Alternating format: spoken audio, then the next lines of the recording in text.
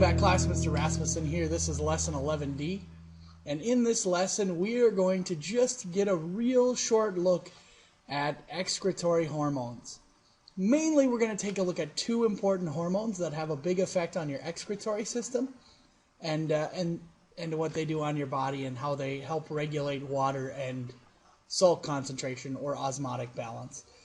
So that's what we're going to look at today. First off, before we look at these two hormones, I want to first talk about what exactly a hormone is. So maybe we're not familiar with hormones and we don't remember from last year, but a hormone is really simply a chemical released by one part of the body. So here we go. We have this cell over here, and it's a secreting cell, and it's putting its hormone into a blood vessel. So it's a chemical released by one cell, and it travels through your blood and has an effect on another part of the body. So the secreting cells are going to secrete it into the blood. It's going to travel through your body until it's picked up by the target cell. And then at the target cell, that's where it's going to have an effect. So it's secreted by one part of the body, has an effect on another part of the body. And you'll see that in these two hormones. They're secreted by parts of the body. They're going to travel through the blood until they get to the cells they need to get to, and then they're going to have an effect on those cells. So make sure before talking about these that you have a good remembrance of the nephron. Both of these are going to have effects on parts of the nephron, so if you're not familiar with the nephron and its parts, feel free to watch the last video just to get a good understanding before we talk about these hormones, because otherwise it's going to be a tough ride. So the first hormone, and one that we see a lot, is called ADH. And ADH stands for antidiuretic hormone. Antidiuretic hormone. Antidiuretic hormone is secreted by the pituitary gland, and it's this part of the brain that's located right off of the bottom of the brain. So here's our brain. Okay? And then off the bottom of the brain, right down here, there's this tiny little gland called the pituitary gland, and it actually is the main area that secretes hormones. So I would say it secretes more hormones than almost anywhere else in your body. And so it has a huge part of this hormone system, which we'll talk about at a later date. But it's secreted by the pituitary gland. It travels to the collecting duct. That's where it acts on. It's going to act on the cells of the collecting duct. And its job is to make it more permeable to water. So it's going to act in the collecting duct, making the collecting duct pull more water out of your urine. So here we go. Here's our nephron over here, and we have our glomerulus right here, and our proximal convoluted tubule, and our loop of Henle, right? All these things that are familiar to us. And then our collecting duct down here. Here's our collecting duct. And what happens as the amount of ADH goes up, so as ADH goes up, as ADH goes up, more water is pulled out. So the water in your urine goes down. Okay, so ADH helps your body retain water. It keeps water in your body, and it pulls it out of your urine. So the more ADH you have, the less water that's in your urine because your body is conserving water. Now, there are things that block ADH, like, for instance, alcohol.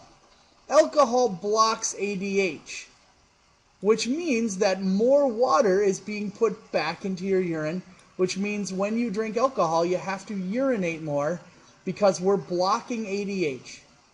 So as the concentration of ADH goes up, the amount of water in your urine goes down. The more ADH, the less you have to go to the bathroom. If we block ADH, you have to go to the bathroom more. So that's an important thing that helps regulate water content is ADH. Then the second hormone that we're going to talk about is this hormone called aldosterone. And aldosterone deals with salt, primarily sodium. Okay? And it has to do with blood pressure. So the more salt you have in your blood, the thicker your blood is. The more viscous your blood is, the thicker it is, and the higher your blood pressure gets.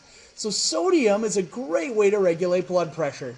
If we put sodium into your blood pressure goes up. Right? If you eat a very salty meal, your blood pressure goes up. If you take sodium out, your blood pressure goes down.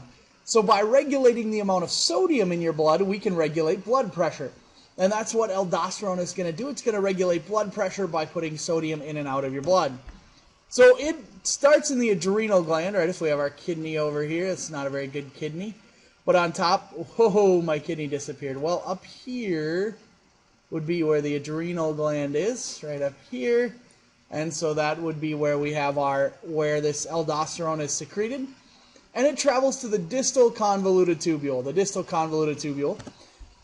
and it increases salt retention. It's going to tell that distal convoluted tubule, so if I draw a nephron, here's my glomerulus. This is going to be a rough nephron. I have a proximal convoluted tubule, a loop of Henle, a distal convoluted tubule, and then out to the collecting duct, and the urine comes out here. It's going to tell this area right here to retain salt, to pull salt out of the urine.